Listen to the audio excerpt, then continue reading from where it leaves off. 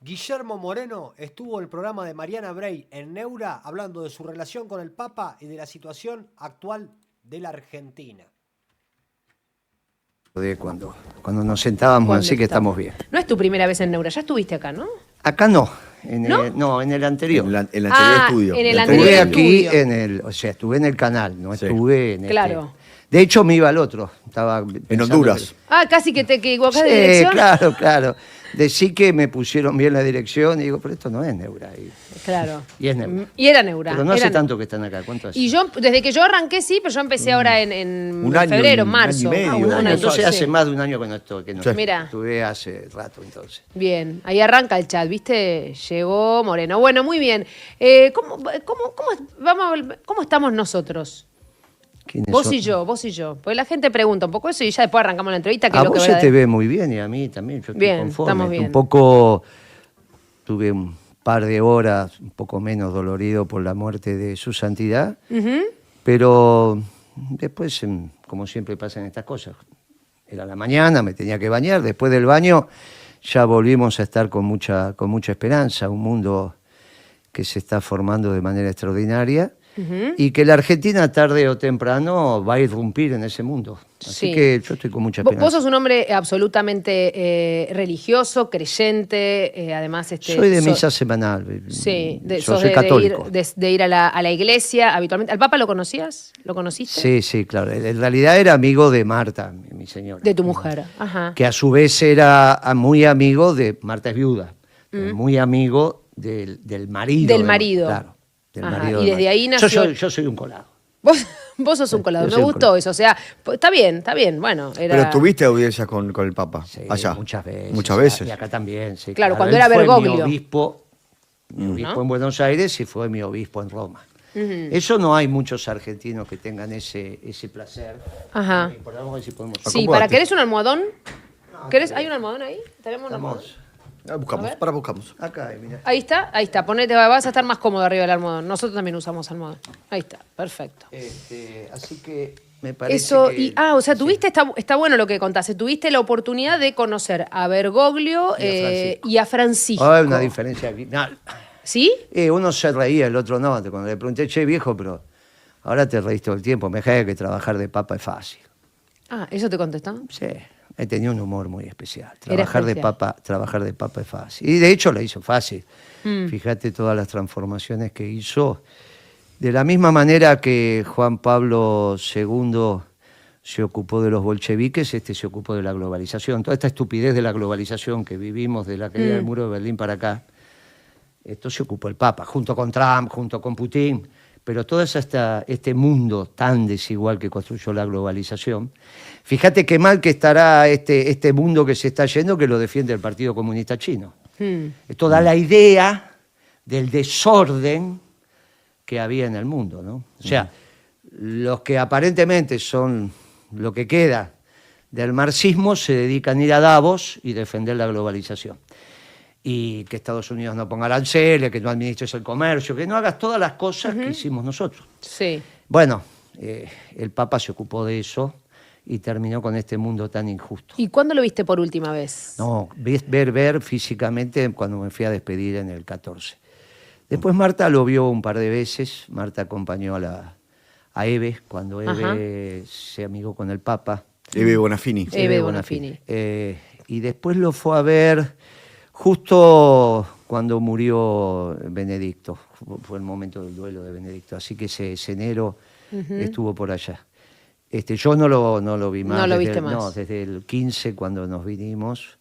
Estuvimos, obviamente, el gobierno asume el 10, de Macri. Sí. Yo debo haber estado esa semana anterior, no recuerdo bien. Pero, ¿Por qué estaba terminada? No sabía, la relación, o terminada, o rota en algún momento la relación entre Eve y el Papa.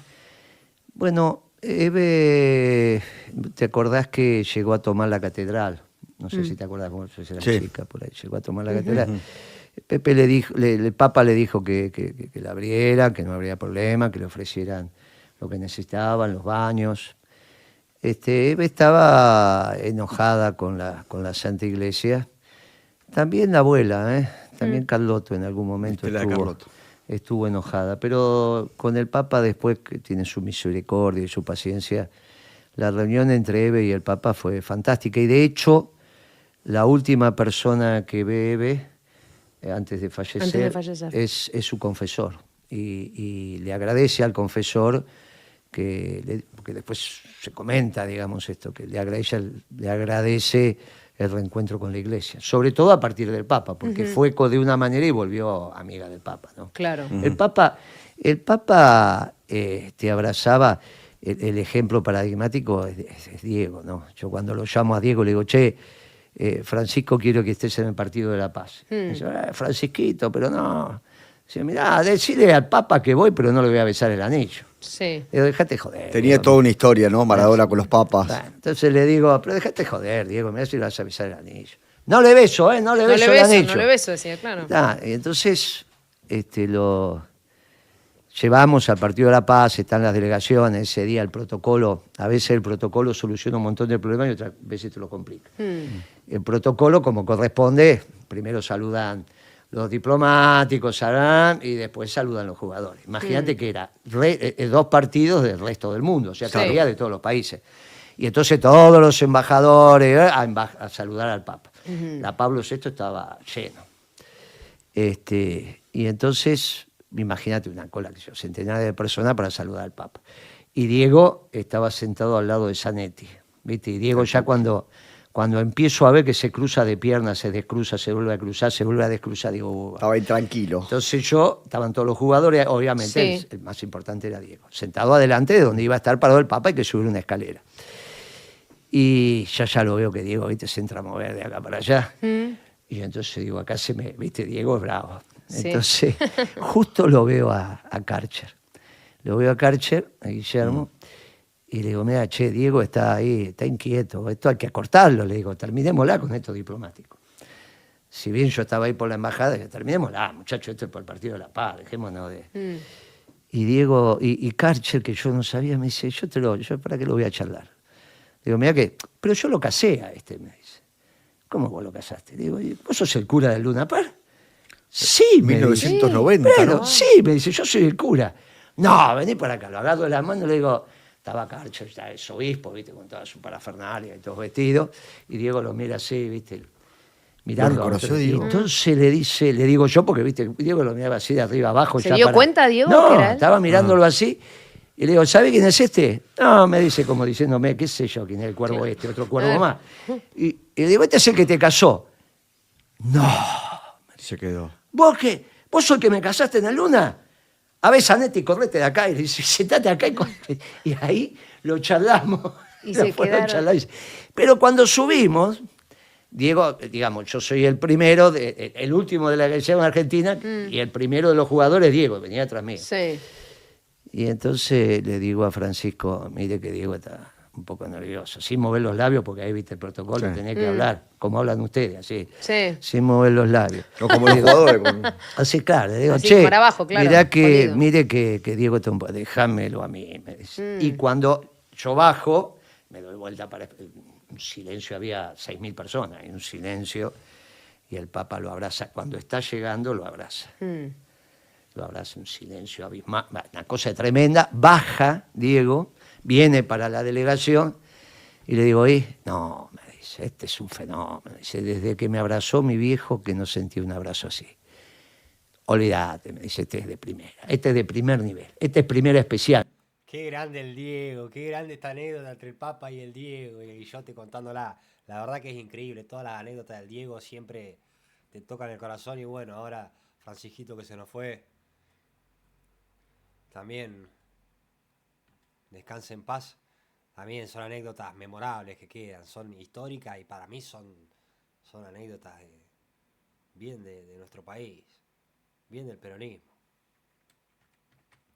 Como hablaba él. Como decía él. Y lo acababa de conocer ahí, pero el Papa estaba iluminado. El hombre, aparte de que lo eligió el Espíritu Santo, que es lo que creemos los católicos, el tipo estaba iluminado. Y murió iluminado, fíjate lo que está pasando ahora en el velorio. No, hasta el funeral, ¿no? El mensaje que deja también el funeral. De con, austeridad, con además, un féretro, ¿no? Y a nivel del piso, toda la gente llegando. Sí, bueno, una coherencia como él La escena de la monjita, ¿lo viste? Sí, bueno, eso Eso es tremendo, Claro. porque esa monjita que estaba ahí era pariente de las monjas francesas, ¿no? No me acuerdo si de Alice Dumont o Leonise Duquet. En la Santa Cruz, claro. Claro, las que fueron Las secuestradas en la dictadura militar, asesinadas, las monjas francesas, donde el infiltrado ahí había sido Astiz, ¿no? Con el nombre de Gustavo Niño, que utilizaba en ese momento, y estaba ahí esa monjita, una imagen Es la tía, ¿no? Impresionante. La sobrina de esa monja. La sobrina. La sobrina que fue asesinada, pero se ocupaba de los pobres de Roma, de los trans, y ahí trabó una relación con el Papa, y la dejaron pasar porque la lleva a la custodia. Sí, ¿no? claro. Los grandotes la llevan y ellos saben identificar quién es, y si el protocolo es bueno, saben. Sí. Entonces la ponen al costado, viste que la ponen al costado del corralito. Corralito es para la jerarquía. Ella la ponen al costado y la dejan ahí, y se nota que la monjita es impresionante la imagen, Esa es la foto. Sí. Bueno, puede haber otras, obviamente. Hay muchas. Pero esa es una por además la implicancia que tiene para por ser nosotros. sobrina de una de las monjas asesinadas Para en la dictadura. nosotros esa es una foto, y eso es el Papa, que, bueno, cuando no le dio el físico en esto, viste, los varones, bueno, al menos los que siempre ponemos el físico, hay una lista. Cuando no te da el físico, ya te vas. No te da. ¿A vos te da el físico, Guillermo? Por ahora da. Mientras el año pasado ¿Decís llegué la edad? caminando. ¿Decís la edad? Sí, claro, sí, voy a cumplir 70, sí, siempre 70 lo digo. años. Sí, siempre lo digo, sí, voy a cumplir 70. ¿Y cómo sería si tenés pensado, y si es una pregunta que te estás haciendo, sos un hombre joven, por supuesto todavía, en carrera, pero digo, ¿cómo te gustaría que sea tu legado? No, anónimo, no. No sé si es una pregunta que te haces. No, para nada, para nada. No, nosotros, yo soy de proyecto colectivo, yo soy de una generación que cuando te destacabas te mataban. Así que no había esa historia de que sos jefe, don jefe, referente, todas esas pavadas de la política ahora no existen. Más los que quedamos es porque no éramos jefes, a los jefes los mataron a todos. Cuando dicen, no, estos fueron los mejor, Cristina, viste que se decía de Néstor, y son los mejor de la generación. Error, a los mejor los mataron. Un error garrafal. No, un error garrafal. No, la pelea fue ahora. La pelea se da y se termina. Y después das vuelta a la página y das vuelta. ¿Está bien? Pero no, nosotros somos de proyecto colectivo. Y tenemos que volver al proyecto colectivo. Esta es una muy buena oportunidad para el peronismo. ¿Qué es el proyecto colectivo y cómo se vuelve? Y es que todos que los encarnen millones de argentinos. Dentro de eso tener los militantes, se construye la dirigencia, pero no tiene nombre y apellido, es la causa. Es la causa. O sea, es el proyecto, no los nombres. Lo que dijo Perón antes de morir, se dijo, la organización vence al tiempo y te está diciendo, organicen el peronismo. Yo tuve 18 años afuera, no lo puedo hacer, pero organícenlo, armen las ramas, hoy serían 7, organicen el Consejo Superior y ahí se decide. ¿Y cuál es el peronismo hoy? Si Perón hoy tuviera la oportunidad de volver, al menos por un ratito. ¿Viste el Papa? Sí. Ese es el peronismo. ¿Viste? Ya lo tenés claro, no hace falta que te dé ninguna discusión más. ¿Viste el Papa? Ya está, es el Papa. ¿Alguna vez dijiste eso y Cristina se enojó? No, nunca lo dije, ahora lo dije. No, nunca dije eso. No, ahora que se murió, cuando a mí me preguntaban si el Papa era peronista, yo decía que no, yo decía que era el guía espiritual de la humanidad. Ahora que se murió, vos me preguntás, ¿qué es el peronismo? Pregunta que te hacen cada vez que viajás. Sí. O te lo puede hacer un periodista, te lo puede hacer en este caso. Bueno, ahora es clarísimo. ¿Qué es el peronismo? El Papa Francisco. Ya está. El que vivió el Papa Francisco, el que lo vio caminar, el que lo vio transitar, eso es el peronismo. Y todo lo demás es otra cosa. Y esto es extraordinario. ¿Y los que dicen que es progresista de izquierda? No, bueno, esos son tonteruelos. Ese es el peronismo. Vos me preguntás a mí, ese es el peronismo. Vos no tenés más duda. Vos decís, ¿qué es el peronismo? El Papa Francisco, caminando y andando. Ahora, si vos decís, no, mirá, es anarcocapitalista. La verdad que el Papa era como Milei. ¿Y pero quién representa, además de tu figura, quién representa el peronismo en la Argentina? No, ahora te estoy diciendo ni Cristina ni Axel. Que vamos a un proyecto colectivo.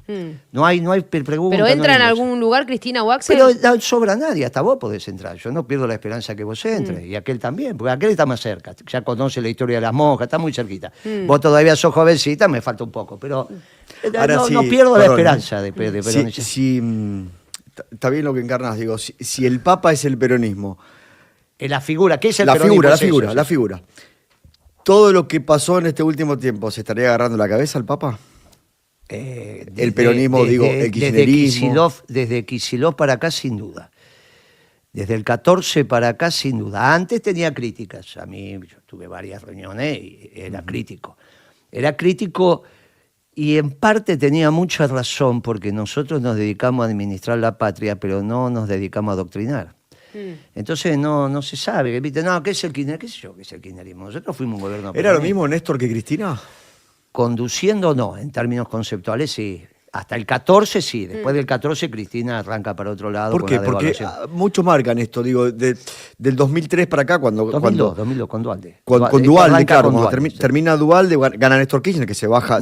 Sale segundo. Sale segundo, bueno, se baja Carlos Menem de la segunda vuelta, digo, asume... No, pero eso, perdón que te corte, es muy importante, porque Menem ganó la elección. Menem ganó... Con 25. Con Melconian de ministro de Economía. Carlos Melconian. Entonces, no había síntesis entre Menem y Kirchner. Claro. No había ninguna. Cuando ahora charlamos con los pibes más jóvenes, digo, mira, muchacho, no es un problema personal con Kicillof. El problema es que no hay síntesis. Entre la socialdemocracia y el peronismo no hay síntesis. Entre el anarcocapitalismo y el peronismo no hay síntesis. Hay más coincidencia entre Kicillof y Milei que entre Kicillof y Moreno o Milei y Moreno. Entre ellos dos A ver, ¿por qué? hay Explícamelo coincidencia. eso. ¿En qué coinciden? No, lo que te decía es, por ejemplo... Perdón, pero... Sí, no, también para seguir el hilo. Sí, claro. Néstor en el 2003, ¿no tiene coincidencias? Por ejemplo, no era un obsesionado con el equilibrio fiscal, claro, con las así cuentas. Claro. ¿No tiene algo de similitud con Milei en eso? No, porque en realidad nosotros buscábamos la justicia social. No hay justicia social con déficit fiscal en Argentina. Pero nosotros buscábamos la justicia social. Inmediatamente empezaron a aumentar los salarios, las jubilaciones. Nosotros... Para el peronismo, el centro de la economía es el hombre y la familia. Para Milei, el centro de la economía es el capital, es una aberración como hablan de la economía. Para Milei, que tuvo la virtud de ser el único a invocar el Dios es la primera persona del singular, yo. Lo charlamos una vez con ella. Dios es la primera persona del plural para todas las religiones. Menos, la de Milei es una cosa muy atípica, porque ellos tienen formación anarquista con dos cuestionamientos centrales al anarquismo que todos conocimos. Que es que defienden la propiedad privada, piensan que eso fue un error, y en eso coincidimos con el peronismo, y segundo, que creen en Dios, y en eso también coinciden con el peronismo. Ahora, después tiene una concepción anarquista, por eso le puede decir a The Economist, soy un topo que vengo a destruir el Estado. Ese es el pensamiento profundo de Milei.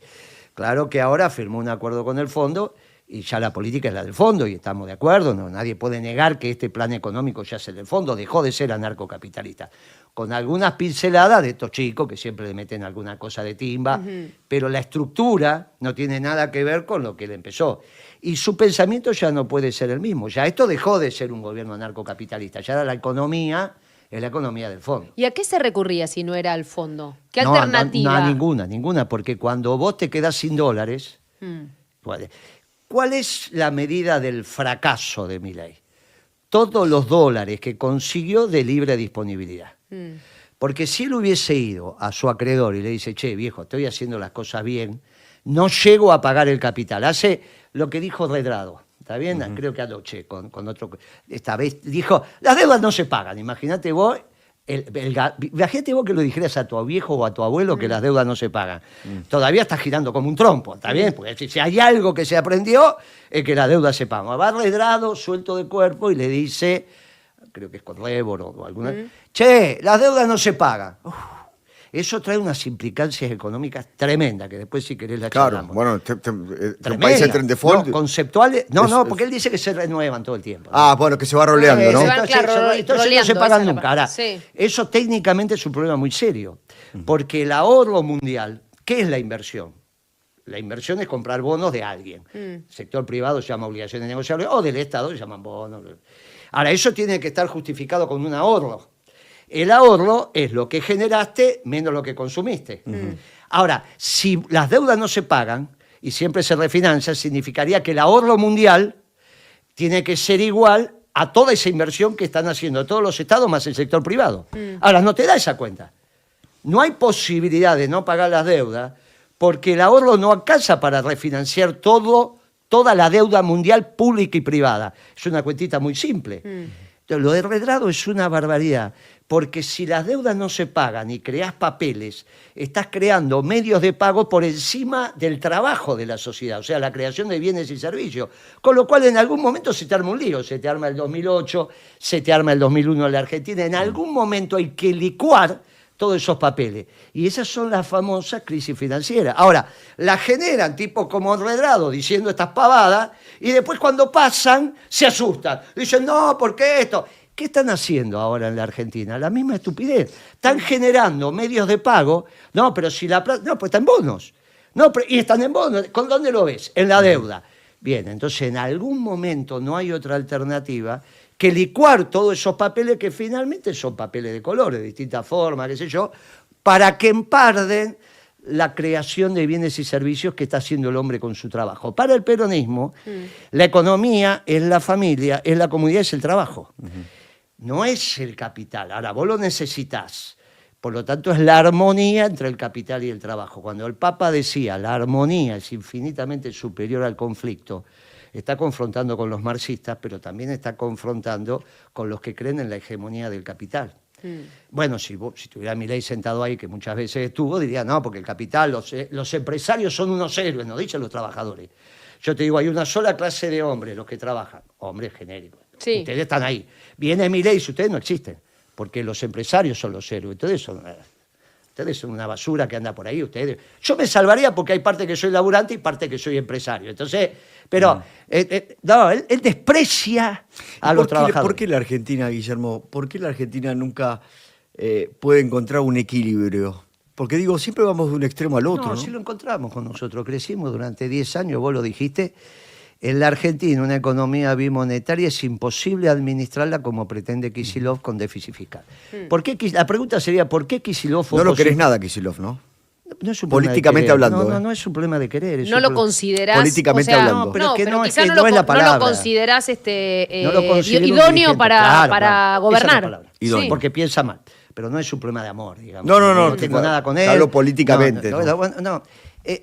¿Por qué Kicillof fue opositor a la década ganada? ¿Cuál es la explicación de por qué Kicillof estuvo en contra de Duhalde, de Kirchner, de Cristina en su primer gobierno y recién se suma en el segundo gobierno como segundo del ministro de Economía y después pasa a ministro de Economía en el 14? Claro, era vice. Claro, cuando empieza... ¿Por qué desde el 2 al 11 es opositor? Bueno, esa es la pregunta clave. Y la respuesta ¿es porque cambió él o es porque cambió Cristina? Entonces cuando me preguntan, ¿Cristina es peronista? Y no sé. Bueno, pero es la presidenta del Partido Justicialista, esto hay que admitirlo. Pero ese es uno de los partidos del movimiento peronista. Del peronismo. Pero es uno. Okay. Hay otros partidos. Yo soy presidente de otro. De los valores, ¿cómo se llama tu partido? Principios y Valores. Entiendo dónde vas. Ahí puedo preguntarte, en ese cambio que dice, ¿ahí no cambió Cristina? Claro, por eso está en discusión ahora. Vos me dices, mira, si no es peronista, no. Cristina, no sé. Que fue lo que le dije a Infobae el otro día, no lo sé. Esto vamos a ver, si ella se para en un escenario y vuelve a decir que para bajar el precio de los medicamentos y que importar medicamentos no es peronista. Eso es la globalización, eso tiene que ver con el mundo que se terminó, eso no lo hicimos.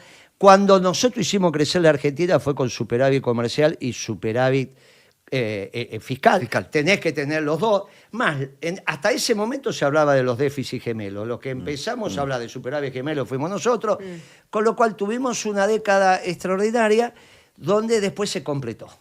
Y la interna del gobierno, entre comillas, tiene que ver cómo salíamos de esa situación de un esquema que se había completado, no agotado.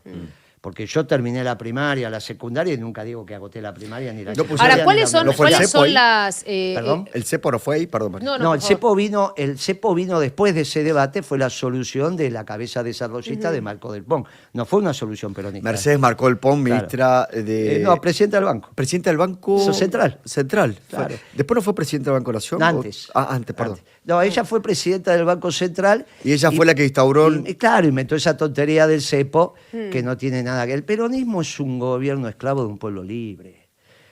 Los defensores de la libertad, por eso lo pagamos con sangre, somos los peronistas. ¿Y qué tiene hoy el peronismo para ofrecer y quiénes serían los candidatos Los ideales? candidatos no lo sé. Lo que tiene para ofrecer es su doctrina. Tiene para ofrecer el mundo que soñó el Papa. y una Argentina como la que soñó el Papa. Esto es lo que tenemos para ofrecer. Ahora, puede venir un radical y decir, Moreno, voy a exagerar. Pero ¿cuáles son los Bergoglio era candidatos? radical. Es Bueno, importante, ¿perdón? Guillermo. Digo, ¿cuáles son los candidatos del No, peronismo? todavía Es no es importante. importante, porque Porque un el peronismo proyecto- viene gobernando ya hace ¿cuántos años? ¿20 tan- años?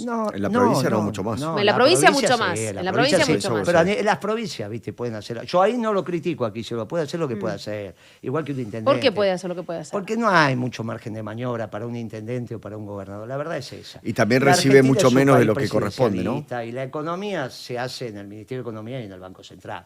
Todo lo demás... También recibe mucho menos la provincia de Buenos Aires de lo que debería Por recibir eso- históricamente. Estoy Eso Pero hablando. tiene que decía- ver con la coparticipación. Por Sí. eso yo no me meto con Kicillof gobernador. Le digo, pibe, podés hacer lo que podés hacer, podés ocuparte un poco mejor de seguridad, todo lo demás. Pero lo que estamos hablando acá tiene que ver con la política económica. Ahora, pero te Cuando pregunto fue- lo de los candidatos, me parece importante porque después te aparece un candidato como Alberto que hace un No, desastre. pero ese lo puso Cristina, no apareció Sí, de la pero también nada. lo puso a Vudú, también, Claro, por eso, no, pero también yo- quiso pero poner por ahora ya también está. lo puso a Massa. Sí, porque- pero ya está. Capaz que podés decir que lo puso a Milei por el fracaso de Alberto. ¿Por qué está Milei? Un chico que yo lo conozco a Milei hace bastante tiempo, por lo Sí. menos del 16, Bueno, pero 17. no lo puso Cristina porque Cristina no lo eligió. Para... No, pero le dieron No, la lo plata que para, fue para las boletas, eso lo sabés vos. Sí, sí, sí. Bueno, entonces le dieron la plata, lo alimentaron y todo lo demás. Sí, va, no sé, no me consta. Bueno, digo que pero eso no a lo mí tengo como sí- yo a mí sí información, me no lo tengo consta. como información propia, pero sí, sé a que mí- se ha a dicho mí eso. sí me consta. No, No no lo solo se puedo- dijo, a mí me consta. Las boletas, yo te puedo decir la oficina donde Macri pagó la boleta del balotaje. Ahora, igual- Y te puedo decir la oficina donde le dieron la plata para pagar las boletas de la primera vuelta. O sea, fue una construcción. En todo caso, Guillermo- Pero la política no se maneja así. No, yo nunca. No, No En sé, todo caso- pregunto, a mí no, yo a mí no. Y al peronismo nunca le dieron Guillermo, plata. ¿no? en todo caso, digo. Nunca los radicales no Milei dieron plata, llega. ni la dictadura, ni nada de eso. No. En todo caso, Milei llega por un rotundo Porque- fracaso. Claro. Porque además, fueron dos ascos. un gobierno El que de Macri- implosionó, Sí, digo, desde adentro, Los ¿no? dos gobiernos anteriores a Milei fueron un asco. O sea, Macri- Alberto y Macri decís. Claro. Macri termina con Y una ya inflación yo muy te alta dije- y una deuda muy grande, Ya ¿no? te dije que esto empezó en el 14, con la devaluación de Kicillof. Kicillof, porque esa es la interna. Che, pibe, no devalué que te pone la economía del sombrero, devaluó. Sí. Después reconoció que se la puso Igual el sombrero, pero el daño ya Lo estaba igual la hecho. inflación de Cristina a mí sobre- personalmente me lo mandó decir. Internamente, es interesante Sí. eso. Sí, ¿eh? pero públicamente no, por eso no vale. Por eso, no, pibe, no alcanza con que me lo digas a mí. Porque el perdón, cuando vos sos, en el catolicismo, Sí. cuando vos pedís perdón, no se lo pedís individualmente. No, claro. Es ante Dios y a la comunidad. Pará, y lo que significa devaluar, Guillermo. Claro. Digo, devaluar, Devaluar es sin compensar. directamente proporcional a más pobres. Sí, Claro, totalmente. devaluar sin compensar, porque podés tener un tipo de cambio Sí, está competitivo y administrar Está bien. los alimentos de una manera tal que no peguen la Ahora, pobreza. si sabemos que la devaluación, ya lo he dicho por todos lados y confirmado con hechos, además, que la devaluación trae gran cantidad de pobreza. ¿Por qué insisten con que este gobierno devalúe? No, la devaluación en sí no son dos cosas. Devaluación sin compensar es eso. Compensando no, como te acaba de decir tu colega. Compensando lo resolvés. Vos tenés un serio ¿Y problema. cómo compensas? Bueno, vos tenés un serio problema en la economía argentina, primero por dónde estamos. Está bien, si vos ves un planiferio, Jacobi hizo un planiferio, digo, che, ¿dónde está la Argentina? Y cuando el Papa asumió, ¿qué dijo? Allá en el fin del mundo. En el- ¿Está bien? sí. Bien, nos dijo... Culis del Mundi. En el Culis del Mundi, algo creo, así. ¿no? sí, Algo de eso. algo así. Dijo en el fin del mundo. Entonces, vos decís, bueno, estamos rodeados de océanos, esta es la realidad. Para llegar a cualquier lado son días de logística. Salvo que sea en avión, pero ¿cuánto puede ir en avión? Y a su vez tenemos una gracia de Dios, que tenemos las tierras más productivas del mundo. Lo más productivo del mundo es la zona núcleo de la Pampa Húmeda. Hay 3 países más que tienen esto, el centro-este de Estados Unidos, Ucrania y Angola. Ucrania, que todavía está buscando su identidad nacional. Angola, 40 años de guerra civil. Estados Unidos lo resolvió muy bien con la conquista del oeste. El que llegaba ponía los hilos y se quedaba con la tierra. ¿Está bien? Eso que vos ves en las series fue así. Loteaba. Ellos hacían el otro. Llegaba y te la bancabas a los tiros. Y nosotros hicimos lo que pudimos. Esa productividad de esa tierra es extraordinaria y por lo tanto el tipo de cambio que precisa el que trabaja en la zona núcleo de la Pampa Húmeda no es el mismo del acero, ni el mismo del aluminio, ni el mismo de los textiles. ¿Se entiende hasta ahí? Sí. Uno necesita un tipo de cambio alto y el otro con un tipo de cambio bajo gana cualquier cantidad de plata. ¿Cómo resolvés que la Argentina tenga un solo tipo de cambio? Ya se intentó que haya 2 tipos de cambio, que haya 3, todo fracasó. Tiene que haber un solo tipo de cambio, que es donde se arman los precios. Ahora, tiene que ser un tipo de cambio que no te deje sin trabajo, porque si vos cerrás las industrias te quedás sin trabajo, y por el otro lado, que no sea una ganancia exorbitante para la zona núcleo de la Pampa Húmeda, si no en 2 años pasan a ser los árabes, digamos, ¿viste? Los muchachos que están ahí. Entonces, que ya fue la Argentina, a principios del siglo XX era eso. Entonces, vos tenés que poner un tipo de cambio competitivo y resolver el tema de los alimentos básicos. ¿Por qué un tipo de cambio competitivo genera pobreza? Porque te sube el precio de la comida. Si vos generás técnicamente mecanismos que no te sube el precio de la comida, estás en el mejor de los mundos. Ahora, con eso hay muchachos que reaccionan. ¿Quién reacciona? La sociedad rural, que son los dueños de la tierra, porque vos te tenés que meter con el precio del alquiler de la tierra, no urbano, de la tierra. Hoy se llevan la mitad de la producción. No, muchachos, paren, esto no pasa en ningún lugar del mundo. Que un tipo que alquila la tierra en la zona núcleo se lleve 20 quintales sobre una hectárea que da 40, es un absurdo, así no funciona el sistema capitalista. No hay equilibrio en el sistema capitalista cuando existen los rentistas. El sistema capitalista funciona en tanto y en cuanto haya retribución a los factores de producción. Ser dueño no es un factor de producción, es propiedad privada. Y como es propiedad privada, y ya el Papa aclaró en qué característica la propiedad privada, y el peronismo lo acepta, porque siempre lo dijo, vos le vas a dar un bono compensador. Ese bono compensador, cuando le bajás los alquileres, te permite que con un tipo de cambio competitivo baje la pobreza, que fue lo que nos pasó a nosotros. Ahora, para eso es obligatorio las retenciones. Y ese debate es el que tenemos que dar. Lógicamente, no hay solución. Este tipo de cambio te hace que hoy la zona núcleo de la Pampa Húmeda, los ojeros hoy no ganen plata, el que alquila. Cuando hablas de este tipo de cambio, te referís... Esto es lo que es sustancial en Moreno y en diferencia de todos los demás. Que él plantea el tema de la ley de arrendamiento. Plantea un esquema para pagar y que no sea el pueblo el que le esté pagando al Fondo Monetario Internacional la deuda. Le guste a quien le guste. ¿Qué es lo que dice Moreno? Bueno, ley de arrendamiento. Si vos tenés tierras, una X cantidad de tierras, no lo leía el proyecto que presentó él, y no la estás trabajando, bueno, es lógico que parte de esa renta vaya a ser destinado a el pago de la deuda externa y por otro lado le adiciona un bono que va a ser compensatorio de parte del Estado por las retenciones que pone el gobierno. Pero es la única manera, yo no sé qué otra manera tienen. Por lo menos es el único que presenta un esquema y dice esto clarito. Acá la sociedad rural, que por otro lado es la principal antagónica política del peronismo a nivel interno, la que tiene que pagar. ¿Que ¿Alguien tiene una idea mejor que esa? ¿Cuál sería? ¿Que la paguen los jubilados? ¿Que no la pague nadie? ¿Que la paguen los docentes? ¿Cuál es la idea de pagar la deuda externa? Porque si somos un país serio, de alguna manera tenemos que pagar la deuda externa. Bueno, que la pague la sociedad rural argentina alguna vez. Eso es lo que dice Guillermo y yo en eso lo recontrabanco. Que está planteando el 1000 y 1100 que está planteando. Sí, con este imagínate que sea 1700. ¿En qué lugar de la banda tendría que estar? ¿Hacia arriba? No, la banda ni le alcanza. Esas son pavadas que negociaron con el Fondo Monetario. Pero lo que pasa es que tenés que hacer un esquema estructural. ¿Cuál es el tipo de cambio de Milei cuando asumió? 800 por uno. 800. Sí, 790. 800. Y dijo, vino acá, dijo, yo lo puse en 800, pero bueno, 800. ¿Cuánto sería hoy ese tipo de cambio? El mismo que tenía Milei en diciembre del 23. Tendría que ser mucho más alto. Pero es la inflación en dólares. ¿Cuánto fue la inflación en dólares en la Argentina? Y si en enero del 24 no salía nadie a veranear afuera y ahora se fueron todos, yo lo calculé, está entre el 108 y el 123, depende de dónde. El 108 es el doble. Es el doble. Para tener el mismo tipo de cambio como poder adquisitivo que Milei puso cuando llegó. Lo que pasa es que es duro lo que te voy a decir, pero no saben economía. Ni él ni Caputo no son expertos en esto. Milei tiene... ¿Y quién es el ministro de Economía que podría resolver, según vos, hoy esta situación? En un caso hipotético. Sí, en un caso hipotético. Pablo Chaliú, sí. Pablo Chaliú. Sí. ¿Qué le pasa a Milei? Por ser anarquista nunca estudió macroeconomía. Pablo Chaliú es el economista que trabaja en el equipo económico de Moreno, es el más grande. Trabaja hace muchos años con Moreno. Creo que hasta formaron parte del primer plan de la convertibilidad. Porque no vas a estudiar la economía de lo que vas a destruir. Le digo, vengo a destruir el Estado. ¿Qué es la macroeconomía? La economía del Estado. Si lo voy a destruir, ¿para qué lo voy a estudiar? Entonces, él se formó en microeconomía, pensábamos. Ahora, el problema es que todas las empresas no son rentables. Decime, ¿qué empresa es rentable? Digo, che, esta es rentable.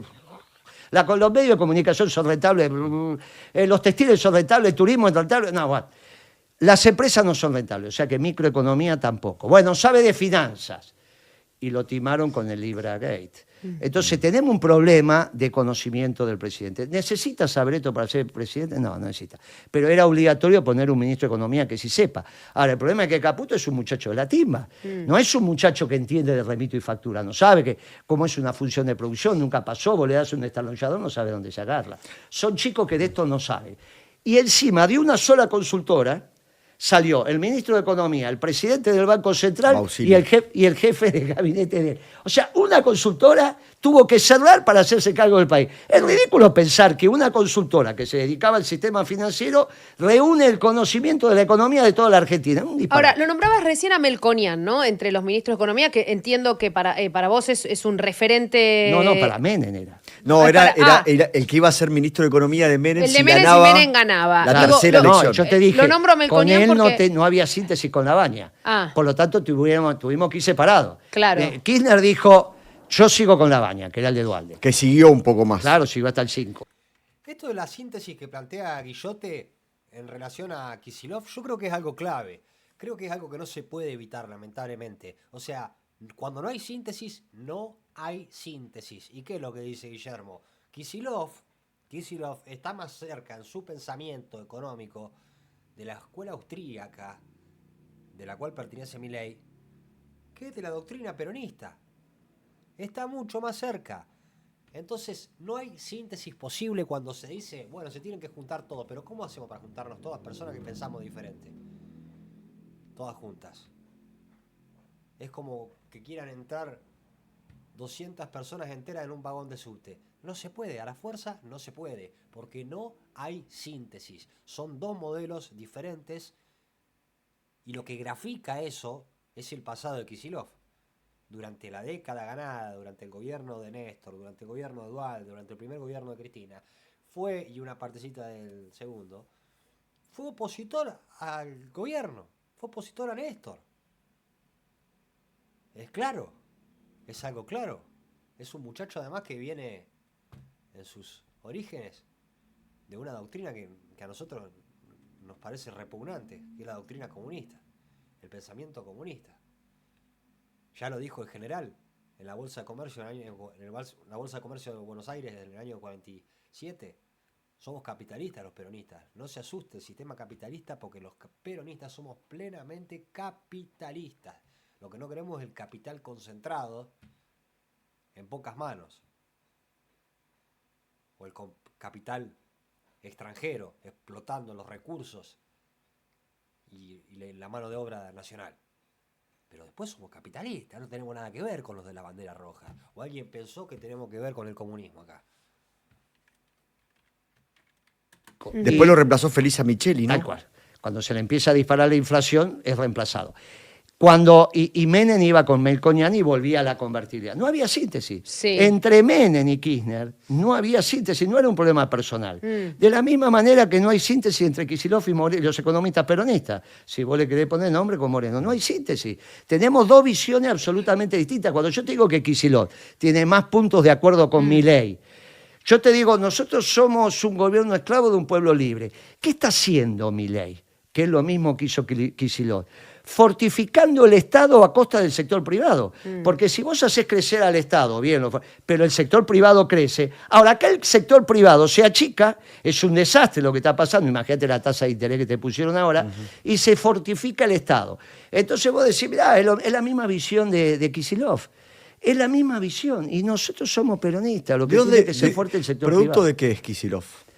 Kicillof es producto de su militancia en el pensamiento Pero materialista. ¿te acordás de vos izquierda. dónde aparece, por qué irrumpe, cómo termina Pero siendo arranca- ministro de Economía? No, bueno, eso sí, pero no, cuando arranca en una agrupación de la universidad, de la Facultad de Economía, que se llamaba Tontos, pero no tanto, algo así, TNT.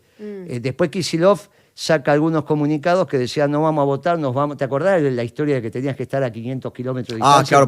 Claro. Bueno, él inventa eso de 501, o sea, de no, estate a 501 kilómetros para que no te metan preso, entre comillas, porque no votás. Después después yo calculo, no sé, capaz que no votó. ¿Eso lo inventó Kicillof? Sí, el 501 lo inventó Kicillof. La historia esa del 501 es la agrupación Sí, de Kicillof. sí. Y de algunos otros muchachos, Álvarez Agís, una bandita que era en la facultad, digo porque mi hijo es de esa edad también, Sí. entonces estaba un poco más chico. Estudiaba economía en ese momento y me contaba. ¿Y Lustó y Kicillof salieron del misma Kisil- universidad o Sí, se claro, conocían de sí, aquella época? Sí, Giacomini también. No, la universidad, la Facultad de Economía de Buenos Aires no está exenta de lo que nos está pasando. Lo que está haciendo Trump con Harvard no es un tema menor, ¿eh? Porque ahí están sacando tipos que no son funcionales en su estructura mental. La Universidad de Buenos Aires, la economía que enseña es la economía austríaca. Nos enseña lo que pasó en la década ganada. Esto es algo clave para mí, esto es algo para subrayar que trasciende la Facultad de Economía. Creo que la Facultad de Sociales, la Facultad de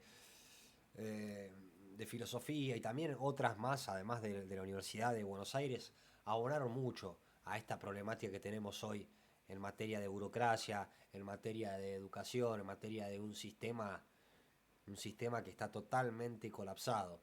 Creo que fueron los grandes artífices de este subjetivismo que no para en ningún momento y que no genera técnicos industriales, que los chicos no saben hacer oficios. Falta en el país una gran revisión de lo que se enseña, de los diseños curriculares, vamos así a llamarle, de las universidades nacionales, porque la verdad es que aprenden cosas que son lamentables, son repugnantes, y hay docentes también que tienen que rever un poco su formación. El sistema está demasiado, el sistema educativo, tanto de institutos de formación docente, como de universidades, como de mismo de secundaria, primaria y de nivel inicial, hay que reverlo porque tanto la parte de contenidos como la parte sistémica, porque hay mucha gente, y voy a hacer un video más adelante de eso, que vive específicamente de que todo funcione mal y generan una estructura de pensamientos que lanzan al sistema de nuevo, ¿no? Gente que sale de la Facultad de Psicología y vos decís, ¿a qué te vas a dedicar? Somos el país que nos destacamos por ser uno de los que más psicólogos tenemos en el mundo. ¿A qué te querés dedicar? Después te vas a enojar con un carnicero que gana más que vos. Entonces, me parece que las facultades sociales, hay carreras que están obsoletas, que eso es la realidad. Inclusive pienso que la carrera de Derecho de Abogacía va a llegar a un punto que va a quedar obsoleto en esta etapa, esta era tan acelerada que vivimos. Vamos a seguir escuchando a ver qué es lo que dice Guillote en relación a la Facultad de Economías de la UBA. No, nos enseñan otras cosas. Bueno, Kicillof irrumpe en el gobierno en el 2011 y es viceministro de Economía. Ahí empieza a tomar protagonismo la cámpora. Ya Kirchner había fallecido en el 10. ¿Te acordás, Guillermo? Era viceministro de Lorenzino, claro. De Hernán Lorenzino. Claro, se va Boudou de vicepresidente. Sí. El ministerio pasa a mano de Lorenzino, el secretario de Política Económica era Kicillof, claro, que se suele decir que es el viceministro, pero obviamente... Lorenzino el que me dijo, me quiero ir, ¿no? Sí, había muchachos, Kicillof venía a mi oficina y conversábamos. Ahí empieza a tomar cierto protagonismo la cámpora, hay dos vertientes dentro de la cámpora en el pensamiento económico. Al peronista lo mandan a trabajar conmigo, que es Iván Hein, pero tenemos la desgracia que tenemos en Punta del Este, bueno, no sé si fue Punta, en Montevideo, en una reunión del Mercosur, bueno, hay una desgracia ahí. Y entonces, ¿qué?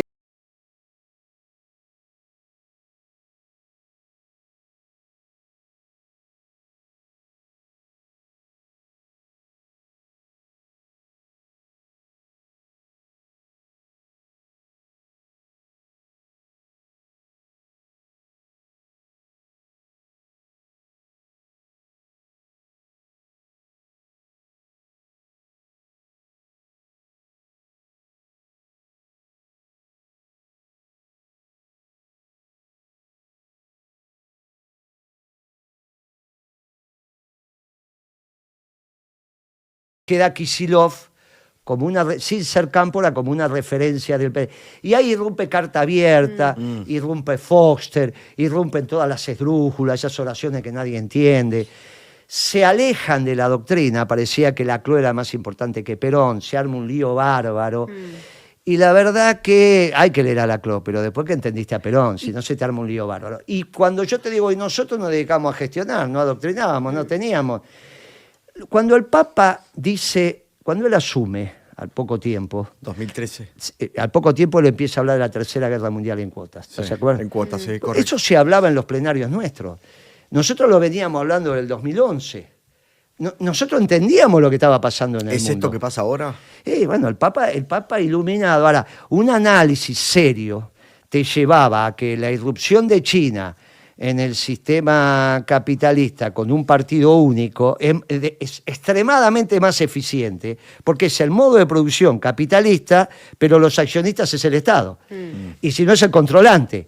Y en realidad no hay democracia, vos no elegís, no hay interna. El que manda, manda, ¿viste? Como lo agarraron en el Congreso, al que era el anterior a Xi Jinping, lo levantaron así, se lo llevaron.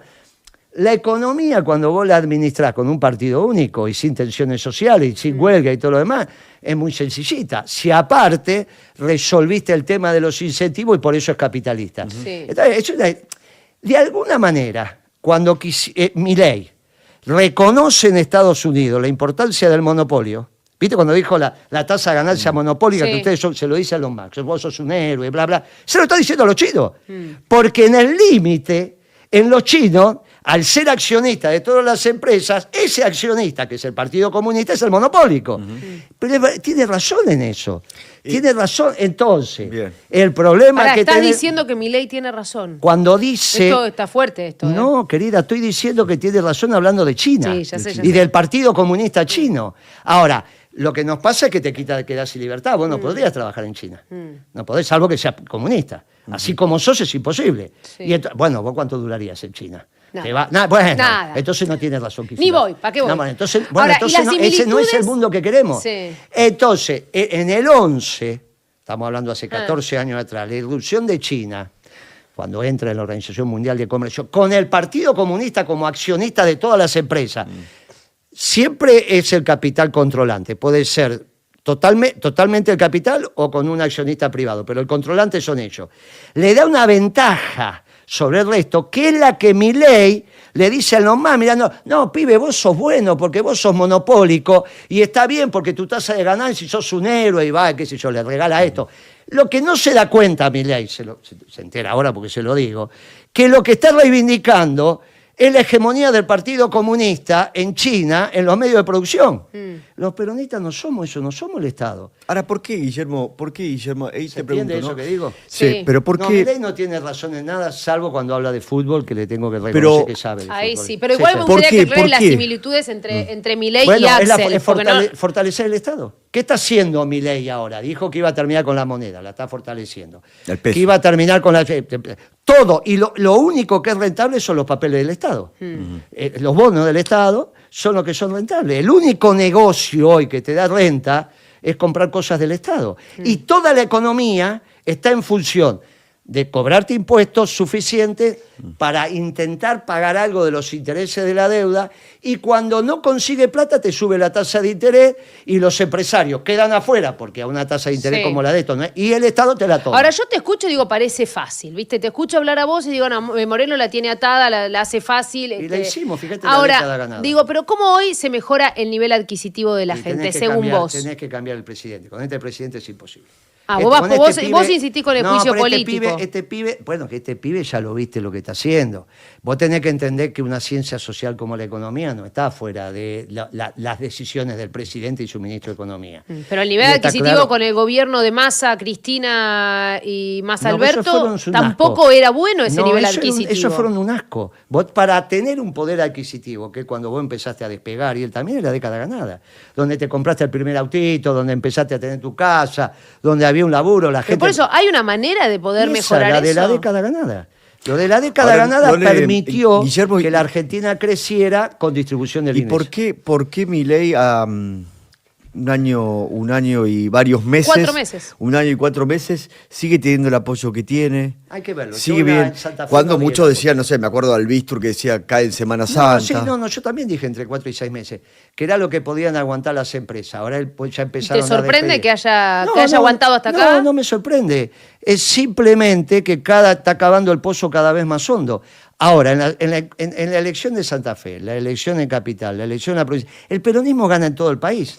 No es el problema ganar, el problema es si vamos a gobernar bien. ¿Vos decís que en provincia van a ganar? Provincia de Pero Buenos Aires. caminando, todas las provincias van a ganar. Pero Y en la cuando ciudad, vos- bueno, la ciudad está muy fragmentado. Hasta Córdoba.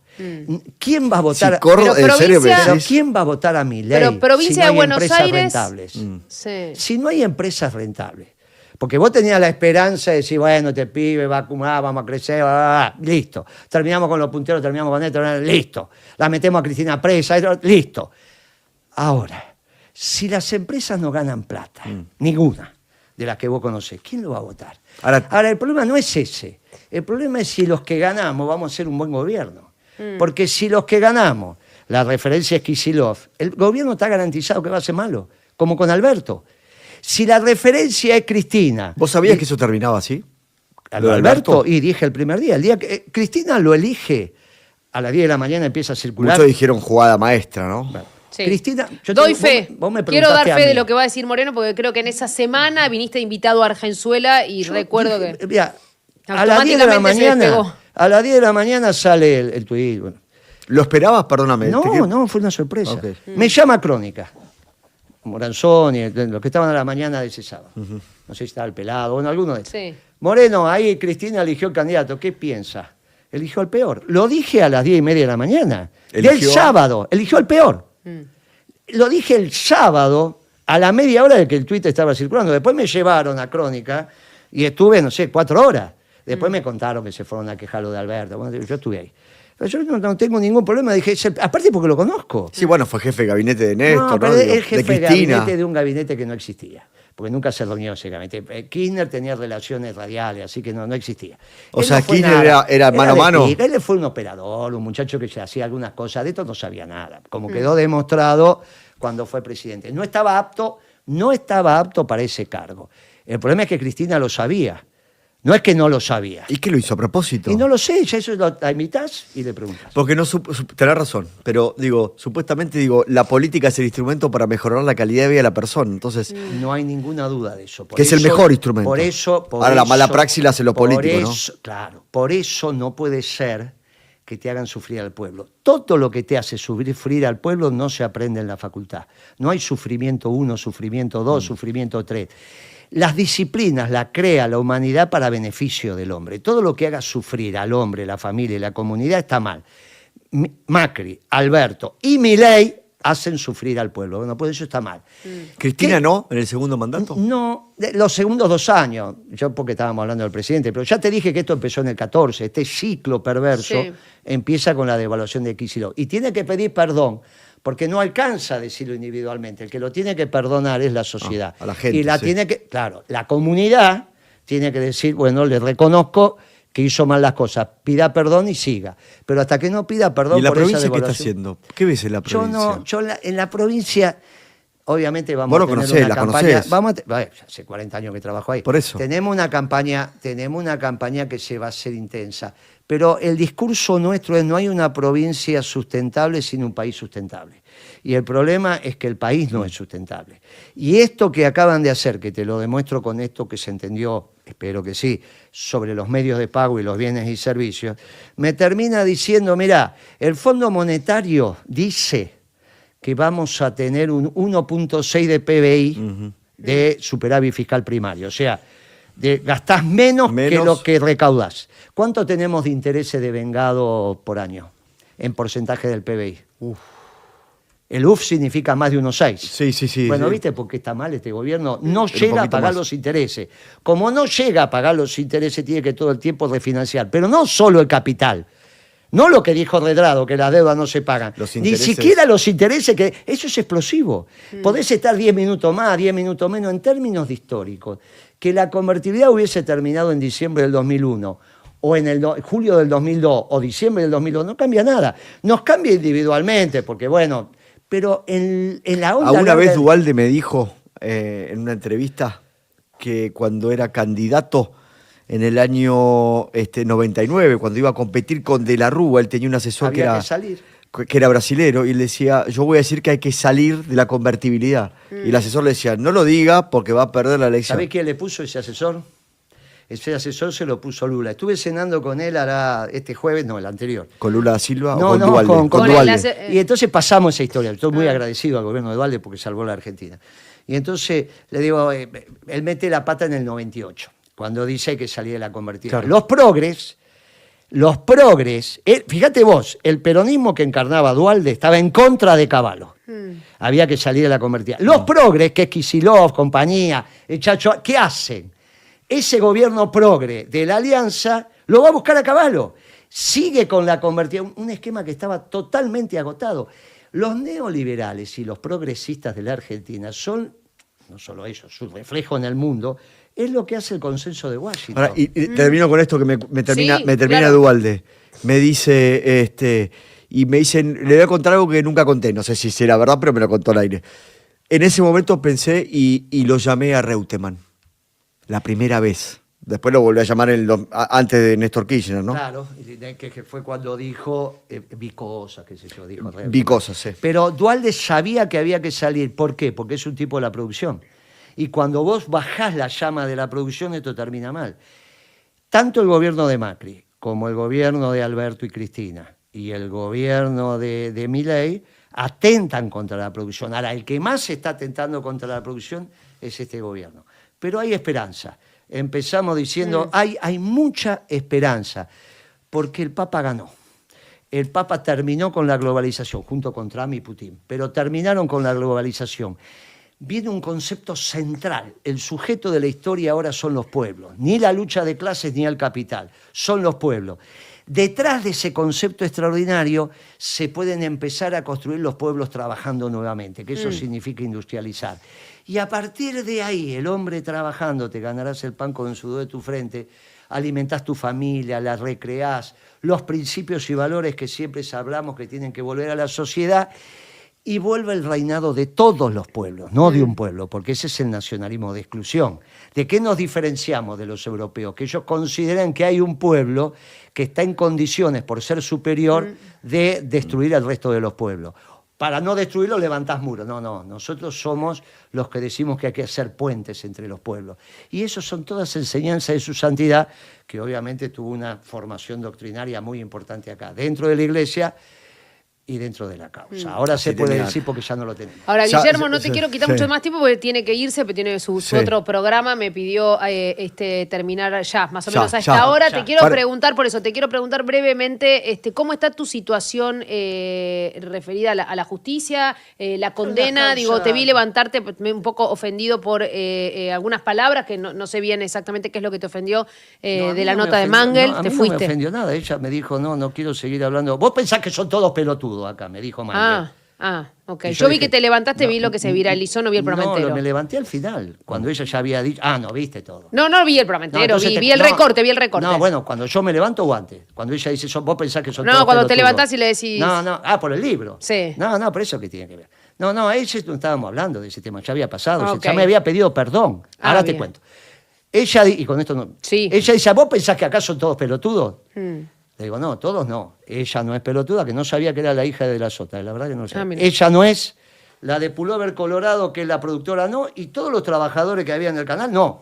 Claro, quedaban dos. Y el invitado. Entonces, se puso así.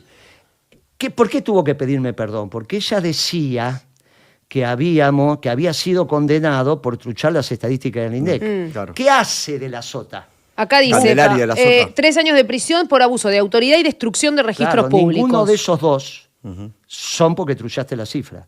Truchar la cifra fue declarado inocente, que es falsedad ideológica. Abuso de autoridad es porque yo cité a la directora no siendo funcionario del INDEC. Y vino, no la cité, le dije, ¿quiere venir? Bien, es una discusión. ¿La cité o vino por voluntad? Bien, no, eso es abuso de autoridad. Listo. A la directora, que era... No es la que después ¿En qué términos la citaste? ¿Bien o medio que la...? No importa. Vino a Medipal y ya no se queja del trato. Ella dice que... Y ahí los jueces dicen, no, pero usted no tenía que haber... Eso es abuso de autoridad. Se metió donde no debía. Claro. Listo. Y destrucción de documentos públicos, lo dice el expediente, es una bolsa que encontraron. ¿Qué se hace en el INDEC? Se cargan los datos, se toman en papel. ¿Dónde lo vas a tomar? En papel. Y después se cargan en la base de datos. La base de datos no se tocó. Vas acumulando papel se rompe. La despapelización. Ellos dicen que eso no tiene nada que ver con los datos. Los datos, cuando Mangel se da cuenta que metió la pata, si vos escuchás un poco más antes, dice, no, perdón, te pido perdón, no lo voy a volver a decir. Pero igual, acá, ya está, me aburriste. Listo, me aburriste. Se calentó Mangel entonces. Entonces dijo, sí, me aburrí. Se calentó porque cuando ella dice, pero vos pensás que somos todos pelotudos. Y vos la pusiste allá del lado de los pelotudos. No, yo dije todos Sí. no, señalé los que no. Claro, los que no. Claro, los Pará, que no. Bueno, estoy en una mi última derecho. antes del mito. Ella fue la que dijo. El mito. Ahora, en ese programa no fue muy bien, ¿eh? Eso- No fue, porque todo lo que pudimos hablar, que fue muy similar a esto, se entendió. Sobre todo se entendió lo del INDEC. Cuando vos te enterás ahora que falsedad ideológica fue declarado libre, fuera de culpa y cargo, y que en realidad ese era el delito Sí. que tenía que ver con truchar las estadísticas, decía, entonces, ¿qué hicieron los radicales? Y durante 7 años te pusieron la ¿Algún cabeza día así. vas a confesar lo de la 9 milímetros y Eso, los guantes de ¿negociaste con box? Erasmo o no? Eso es Berbisky. Vos no le vas a querer a Berbisky. Horacio Berbisky. Y Horacio qué sé yo, Berbisky. está instalado de una manera. Aparte el chat está, no sabés, lo único No, que pero es único. preguntan a como Ahora, locos. si lo dice el presidente, debe ser verdad. ¿O no le crees al presidente vos? ¿Vos le crees? Sí, claro. Y bueno, ¿viste? Entonces es Sí, verdad. sí, Bueno, yo siento que es un presidente que tiene credibilidad, por lo menos dentro de la política, lo primero me... Y si lo dice él... Guillermo, y si último. lo dice él, último- yo no tengo la No, pero culpa. lo dice la Escuchame, Argentina, a mí lo me dice parece- la Argentina. No, también dice que vos estás enamorada del presidente y yo Sí, no lo creo. pero- bien, Guillermo. Chao. ¿También bien? Muy bien, estuviste muy bien, muy El bien. último. Sí, vos, ¿te imaginás? Igualmente. Estuvo bien, Guillote, estuvo bien. Terminó con humor, se puede decir. Bueno, me parece muy importante, sobre todo esto último que se dice al final, donde se trae a colación la entrevista del otro día, donde termina echándolo Romina Mangel a Guillermo Moreno, sobre cuál es realmente la condena que tiene. Volver a insistir sobre eso, porque es un detalle que no es menor. Por eso mismo, él lo único que quiere es rescatar las estadísticas. Lo investigaron por 3 razones. Falsedad ideológica, que sería truchar las estadísticas del INDEC, abuso de autoridad y romper los documentos públicos.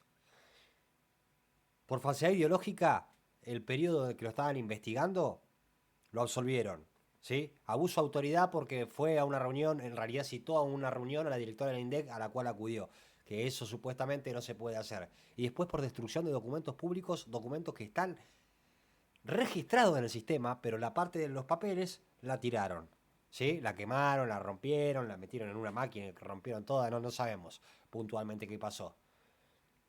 Pero todos los medios de comunicación sistemáticamente y todos los periodistas ensobrados sistemáticamente lo que dicen es que manipuló las cifras del INDEC. Y lo tienen que seguir diciendo, pues son los mismos periodistas y los mismos políticos que te dejaron la cabeza así hablándote del INDEC, de la inflación. Entonces, no pueden decir hoy en día no. Guillermo Moreno, un juez le dio la razón a Guillermo Moreno que no había truchado las estadísticas del INDEC. ¿Bien?